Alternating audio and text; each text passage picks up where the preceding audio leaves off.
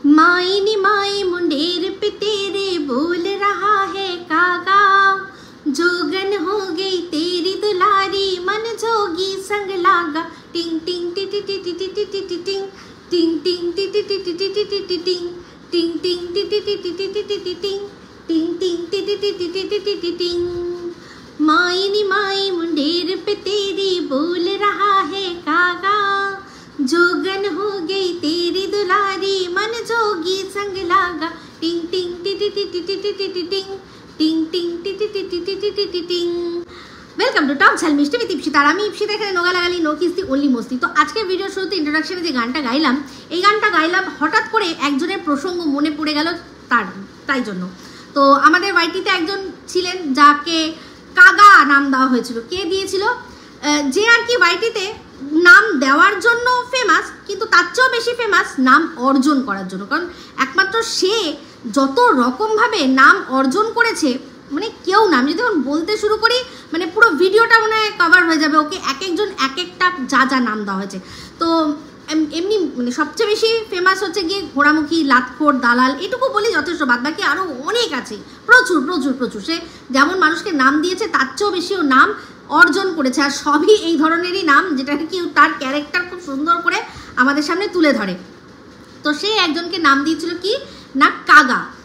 Actually এক blogger তার কাকা, তাও কি পাতানো কাকা। তো সেই সময় খুব সুন্দর করে বুঝিয়েছিল যে এই যে ব্লগারটা আছে সে ঠিক কি কি দিয়ে এই কাকাকে বশ করেছিল, যাতে কাকার সমস্ত সম্পত্তি নিজের নামে করে নিতে পারে। নিজেও বিলিভ করেছিল আর আমাদের সবাইকে সুন্দর করে বিলিভও করিয়েছিল। হ্যাঁ, সেই সময় কাগা কাগা তাকে কাকা কাকা বলতো। অ্যাকচুয়ালি সেই কাকার একটা ফেমাস ডায়লগ ছিল, কি জানো, উনি ফার্স্টে এরকম কেমন আছেন এরকম বলতেন, আর একটা বলতেন যে আমি বুঝি কম, আমার পুঁজি কম, আমি বুঝি কম। আমার এই কথাটা খুব ভালো করে মনে আছে।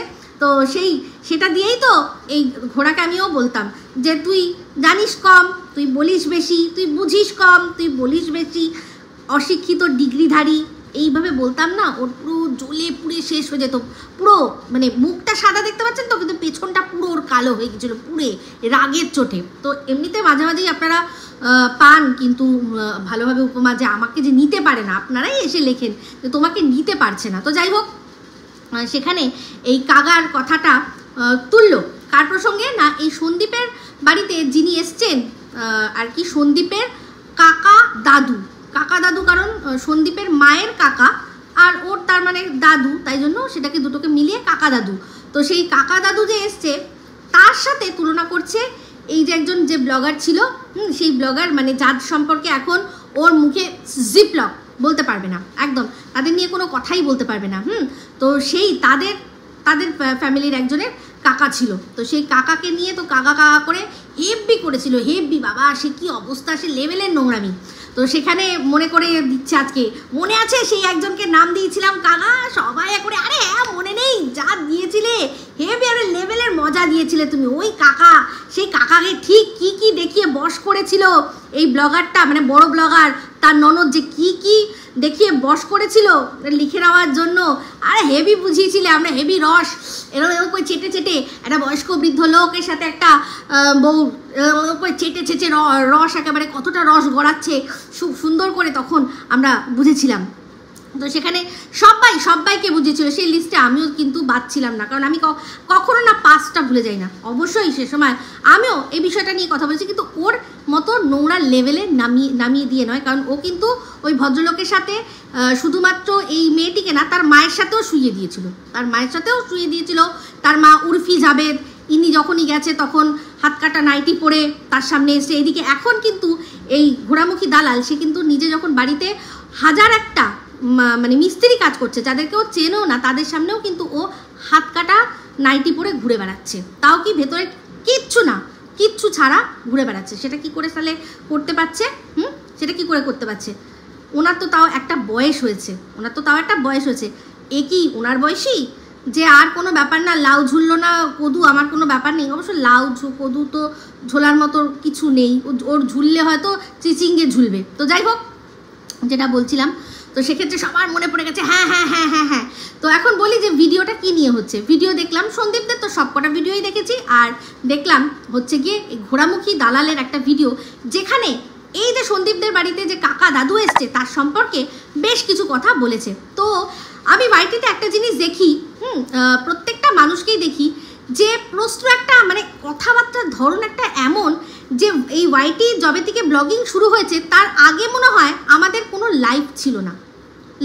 এই কথাটা কেন বলছি, কারণ দেখলাম এই যে কাকা দাদুকে আজকে হঠাৎ করে দেখা গেছে, তাতে বলছে এই কে তো কোনোদিনও এর আগে দেখিনি, কি ব্যাপারটা, কি দরকার, কি ব্যাপার, নিশ্চয়ই কোনো স্বার্থ রয়েছে। তো ওদের সাথে সম্পর্ক কতদিনের সম্পর্কটা তো আত্মীয়তা, সেটা তো ওরা নিজের থেকে করেনি, ওটা বাই ডিফল্ট আত্মীয় হয়েছে। এবার ব্যাপারটা হচ্ছে সম্পর্ক বা যোগাযোগ কতটা থাকে আর কতটা থাকে না। তো এই যে আমি আমার দিয়েই বলছি, আমার দুজন পিসি, একজন থাকে রাঁচিতে, একজন থাকে অস্ট্রেলিয়ায়। আজ পর্যন্ত আমার ব্লগে তাদের দেখা যায়নি। তা বলে কি আমার পিসিরা নেই? আমার যবে থেকে আমি ব্লগ শুরু করেছি তারপর থেকে আর কোনোদিন ওনাদের সাথে আমার দেখা হয়নি। তার মানে কি আমার পিসিরা নেই না আমার পিসির সাথে আমার সম্পর্ক নেই?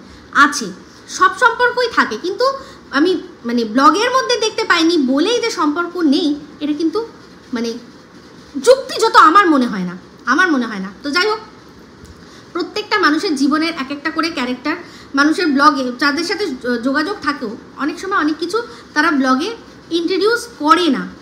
তো যাই হোক, এখন নতুন একটা পাত্র ওদের জীবনে এসে যোগ দিয়েছে, আমরা দেখছি, সেটা দেখবো, দেখে সেটাকে বিচার করব, তাই তো। বাট এরা তো এক ধাপ আগে এগিয়ে চলে যায়, কারণ দালালি করতে হবে না, গোলামি দালালি করতে হবে, সেই জন্য মনগড়ান কাহানি করতে থাকে। তো যাই হোক, সেক্ষেত্রে বলছে এদের সাথে তো কোনো সম্পর্ক নেই। ঠিক আছে, ছাড়ো, এদের সাথে ছাড়ো, সাধারণ নিজের মেয়ের সাথেই তো সম্পর্ক নেই। নিজের মেয়ে, ওনার যে একটা কোনো মেয়ে আছে, সেটা আজ পর্যন্ত ওদের ততদিন পর্যন্ত ওদের গ্রামের লোকরা জানতে পারেনি, যতদিন না পর্যন্ত এই ছেলের বিয়ে ঠিক হয়। সেই সময় বিয়ের সময় গ্রামের মানুষ জানতে পারে যে এদের বাড়িতে একটা মেয়েও রয়েছে। তো সেক্ষেত্রে একটা কথা বলবো, অনেক কথা বললো আজকে, যে প্রসঙ্গ টানলো সেই ব্যক্তিরও যিনি কিনা আমাদের মাঝখানে নেই। বলবো না বলে তার সম্পর্কেও কথা টানলো। সেটা কে? সেটা হচ্ছে সন্দীপের দিদিমা, শিলাদেবীর মা। বলছে যে আর কি বলবো, নিজের মাকেও তো অসুস্থ অবস্থায় দেখতে যায়নি। তো সবার আগে যেটা বলবো যে সন্দীপের দিদিমা মারা গেছে, তারপরেই সন্দীপরা খবর পেয়েছে যে মারা গেছে, কিন্তু যে কিনা আগের থেকে জানতো যে উনি অসুস্থ, কে? রুমালি। সে পর্যন্ত আসবো পুজোর জন্য, তাও কিন্তু দিদিমার জন্য নয়, দিদিমা অসুস্থ বলে নয়, কথা ছিল যে সেই বছর পুজোটা ওখানে কাটাবে, কলকাতা এসে কাটাবে। সেখানে কি হবে, দিদিমাকেও একটু দেখা হয়ে যাবে আর পুজোটাও কাটানো হয়ে যাবে। তারপর ওদের অন্যান্য প্রোগ্রাম যেহেতু সেট হয়ে গেছিল, সেই জন্য দিদিমার এই পুজোতে আসাটা ক্যান্সেল করে দিল। সে যখন শুনছে যে তার দিদিমা অসুস্থ, তাহলে তার উচিত না চলে আসার। দেখুন এই রুমালির অবস্থাটা দেখুন, যে জন্ম দিল ও তারও হতে পারলো না, যে ওকে মানুষ করলো ও তারও হতে পারলো না। এখানেই একটা হয়, মানুষ যে জন্ম দিয়ে ছেড়ে দিয়েছে, সেই জন্য তাকে আমি মা বলে মনেই করি না। আমি কাকে মা বলে মনে করি? আমি যার সম্পর্কে বলেছি, একটা বিশাল বড় মঞ্চে দাঁড়িয়ে বলেছি যে দিদিমাই মা, সেই দিদিমাই মা সেই মা, তার সাথে তার নারীর যোগ না থাকুক, তার সাথে তার আত্মার যোগ। তো এমন কেমন আত্মার যোগ যে কিনা মরার আগে তার মুখটা পর্যন্ত দেখতে পেল না। এই যে ঘোড়ামুখী নিজে বলছে যে মৃত্যুর আগে নিজের মায়ের মুখ দেখতে পায়নি শিলাদেবী। তো শিলাদেবী তার মায়ের মুখ দেখতে পাক না পাক, কিন্তু শিলাদেবীর মা যাকে এত ভালোবাসতো, বা সেই মহিলাকেও যে এত ভালোবাসে মায়ের মতো, সেই রুমালিও তো ওনার জীবন্ত মুখ দেখতে পায়নি, শেষ সময় জল দিতে পারেনি।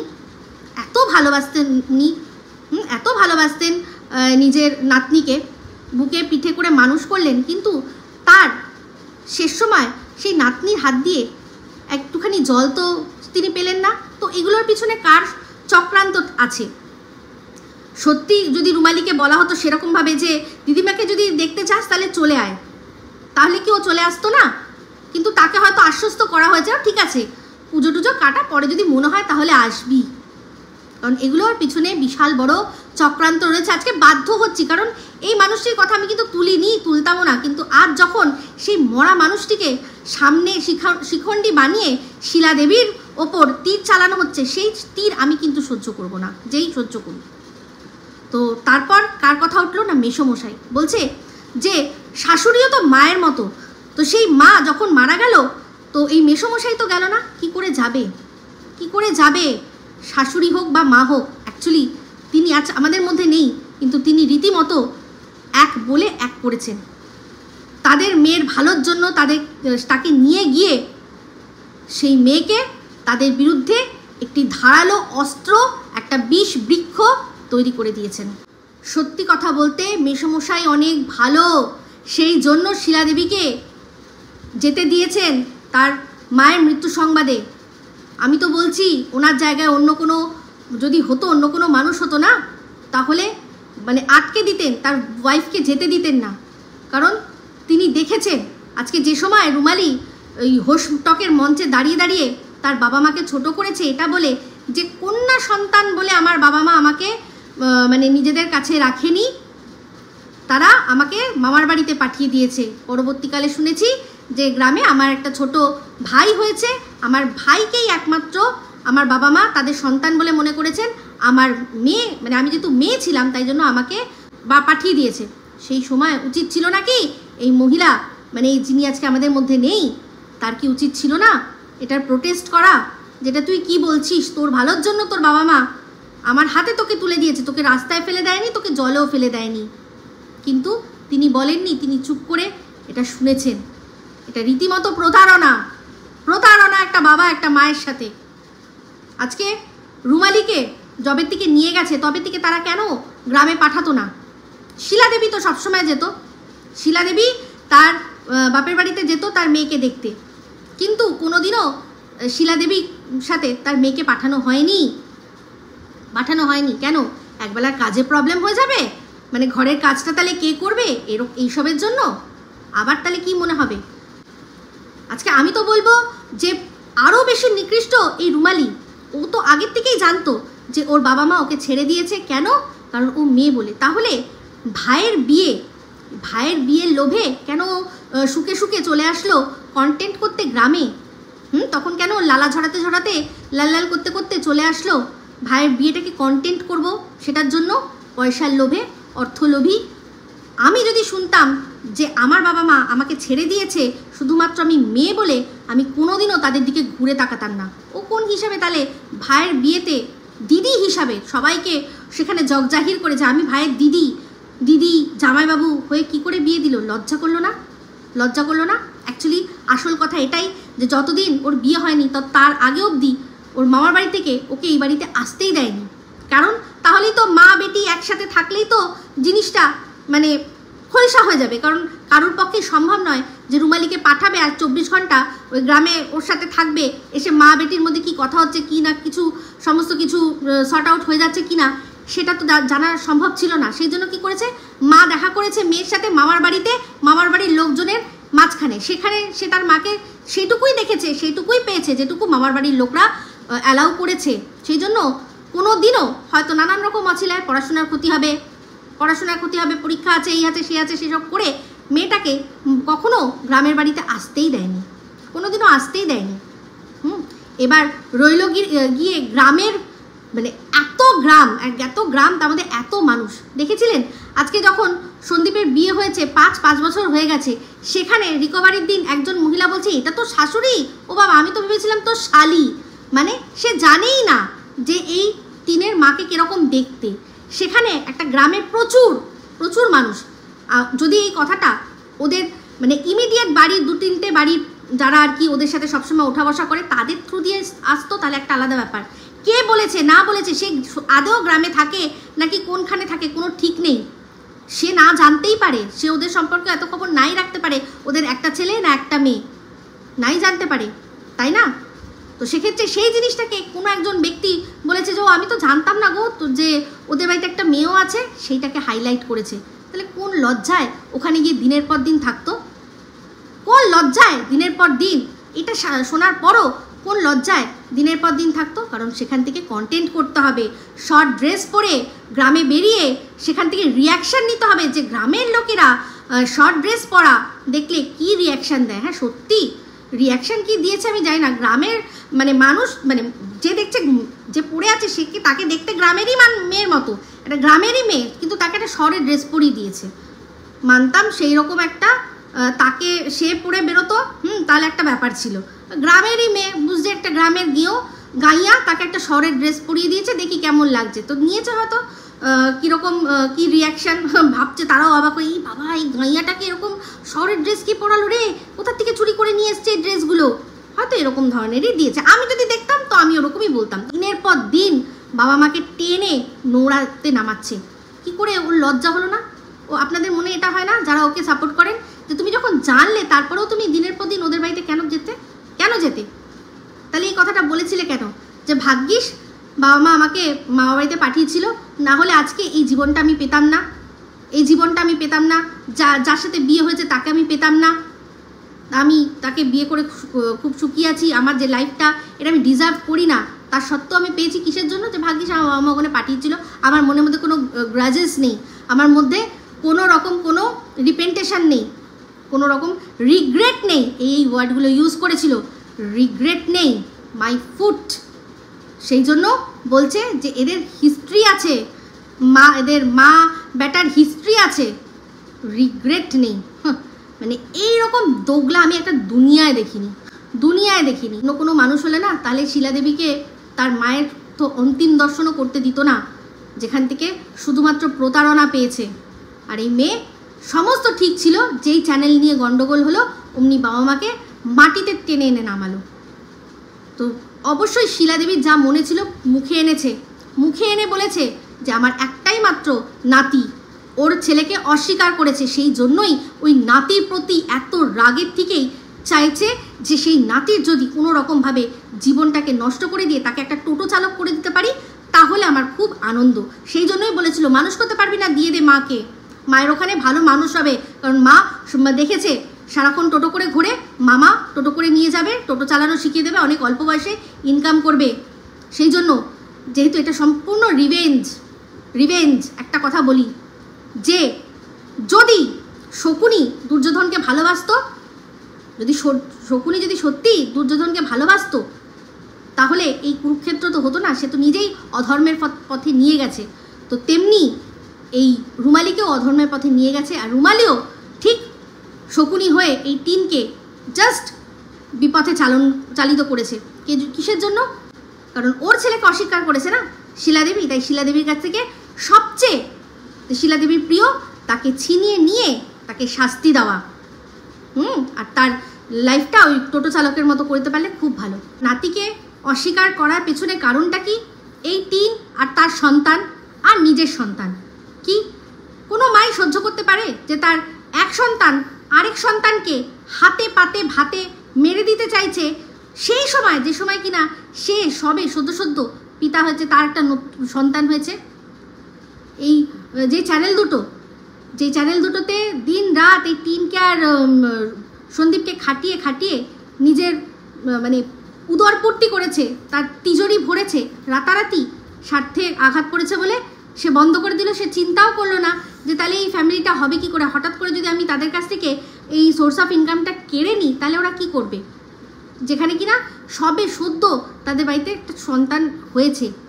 সেই জন্যই সেই অন্যায়টা সহ্য করতে না পেরেই একটা কঠিন সিদ্ধান্ত উনি নিয়েছিলেন, উনি কথাটা বলেছিলেন, কিন্তু তার এগেনস্টেও তার সম্পর্কে নোংরা কথা রটানো হয়েছে উইদাউট এনি এভিডেন্স। কি যে উনি নাকি তার জামাইয়ের মৃত্যু কামনা করেছে, আজ পর্যন্ত তার কোনো প্রমাণ দিতে পারেনি। আর প্রমাণ দেবে না বলেই যেই ভিডিওর মধ্যে এই কথাগুলো বলেছিল সেগুলো বলে মানুষের মুখে জাস্ট তুলে দিয়ে ও এটাকে প্রাইভেট করে দিয়েছে, যে মানুষের মুখে রয়েছে কথাটা, কিন্তু ও প্রমাণটা হাপিস করে দিয়েছে। মানে ওইটা দেখিয়ে যে আমরা বলবো যে দেখাও, কই প্রমাণ দেখাও, তোমার মা কি কোথায় মৃত্যু কামনা করেছে দেখাও, কোথায় বলেছে তুমি বিধবা হয়ে যাবে, কোথায় বলেছে তোমার স্বামী মারা যাবে দেখাও, সেটা ও রাখেইনি। জাস্ট ওর টার্গেটই ছিল, যেটা যখন ও এটা বলেছিল না তখনও বলেছিল যে ওই ভিডিওটা আমি করেছিলাম, মোটামুটি 4-5 লাখ লোক দেখে নিয়েছে, ব্যাস যথেষ্ট। তাদের মুখে আমি কথাটা, তাদের মাথায় এটা ঢুকিয়ে দিচ্ছি যে আমার মা আমার সাথে কি অন্যায় করেছে, আমার স্বামী মৃত্যু কামনা করেছে, কিন্তু ওটাকে এভিডেন্স হিসেবে রাখেনি। কারণ যদি তখনই কেউ প্রমাণ চায় যে কই প্রমাণ দাও, তুমি যে বলছো তোমার মুখের কথা কী করে বিশ্বাস করবো, সেই জন্য ট্যাক্টফুলি এই কাজগুলো করেছে। মানে সবসময় এই জিনিসগুলোই করে। যে কথাগুলো বলে দেয়, বলে কিছুটা লোকে দেখে নেয়, তারপরেই প্রাইভেট করে দেয়, যাতে ও পরবর্তীকালে ওকে কেউ ধরে প্রমাণ না চায়। এই কাজগুলোও করে, ঠিক আছে? তাহলে চিন্তা করে দেখো, যে বলছে যে আমি এখান থেকে বসে চাইলে চুটকি মেরে সব ঠিক করে দিতে পারতাম, সেখানে কি করলো? নিজের ভাইয়ের মতো একটা ভালো ছেলে, যারা সন্দীপকে খারাপ বলেন না, তারা হাজবেন্ড, খারাপ হাজবেন্ড কি তারা জানেন না। ভগবান করে যাতে আপনাদের জানতে না হয় খারাপ হাজবেন্ড কি হয়, ঠিক আছে? হতে পারে সন্দীপ একটু কিপটে, ওর আর কিচ্ছু কোনো প্রবলেম নেই, ও একটু কিপটে, ও ওই সবগুলো অতটাও ফিল্মি কায়দা বোঝে না। এখন হয়তো একটু একটু বুঝবে, কিন্তু ও ফিল্মি কায়দা বোঝে না যে কীরকমভাবে মেয়েদের মন জুগিয়ে চলতে হয়। ওই ফোকলাটার মতো, পাগলি আমায় ক্ষমা করিস না রে পাগলি, আমি পাগলা, তোকে আমি অনেক দুঃখ দিয়ে ফেলেছি পাগলি, ক্ষমা করবি না, তুই একদম আমায় ক্ষমা করবি না।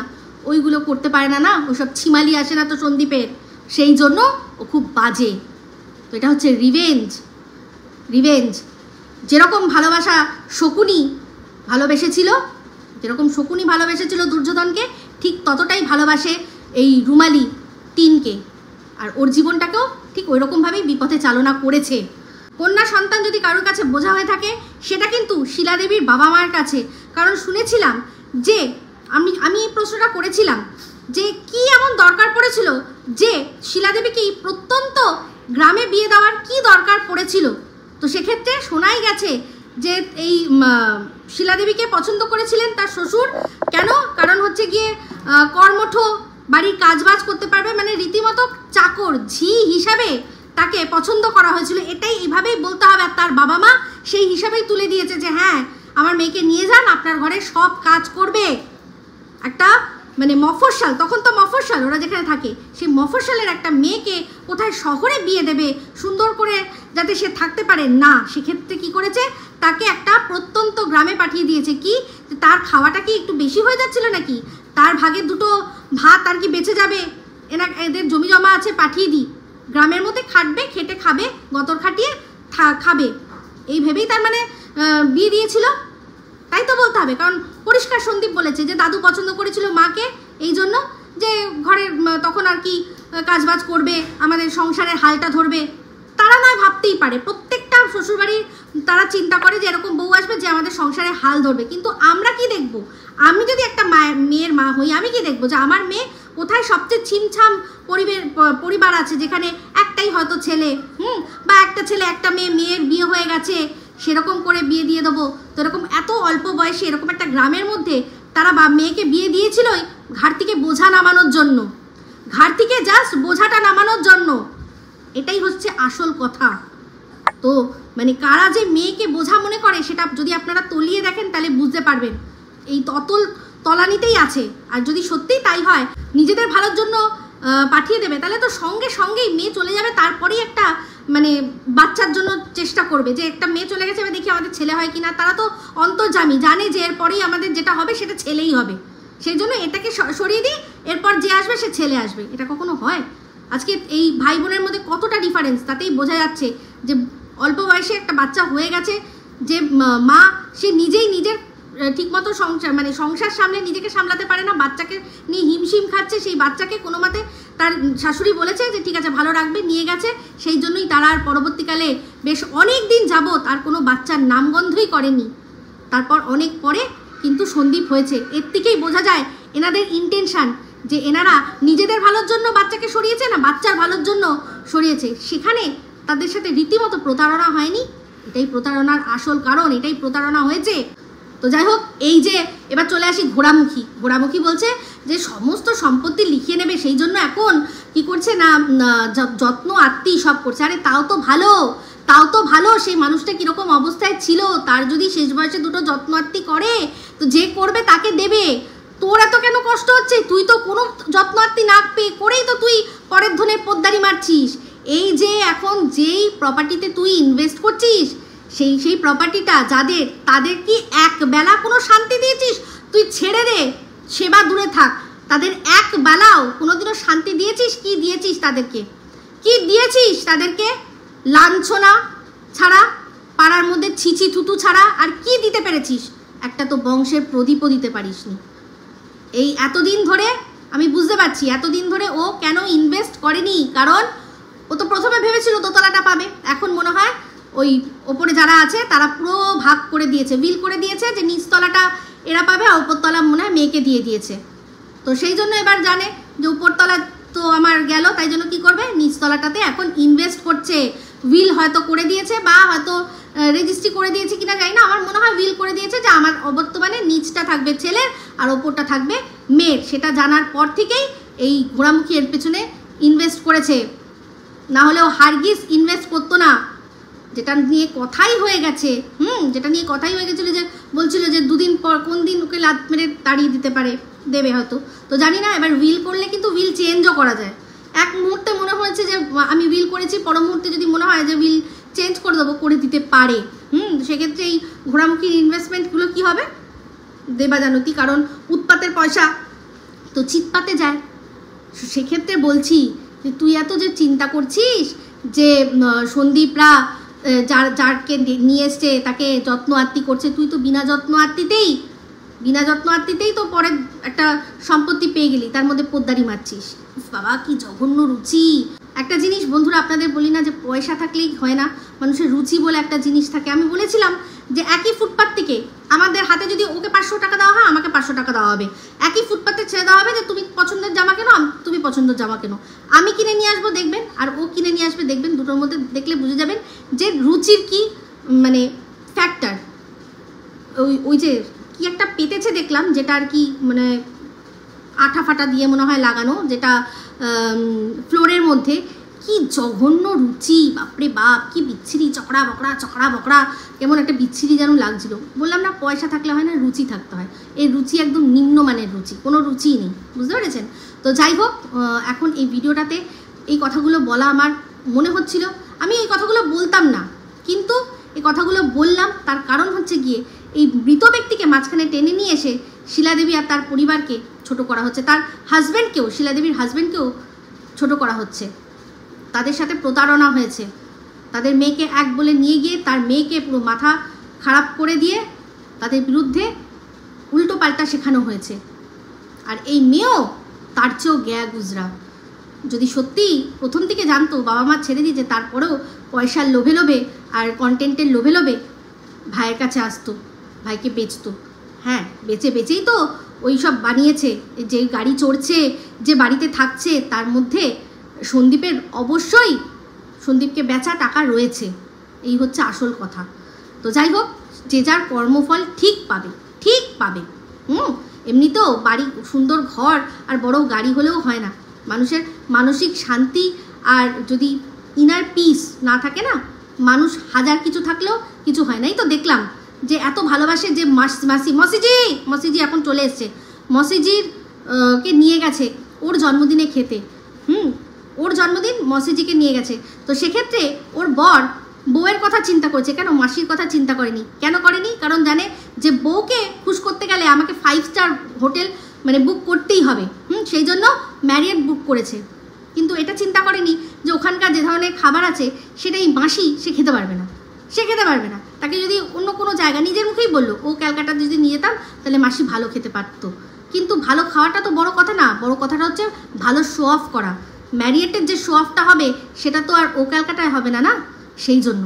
তো এই শুধুমাত্র নিজের স্বার্থ ছাড়া কিচ্ছু বোঝে না, শো অফ আর স্বার্থ দিয়েই এর বাদবাকি জীবনটা, আর কিচ্ছু নেই।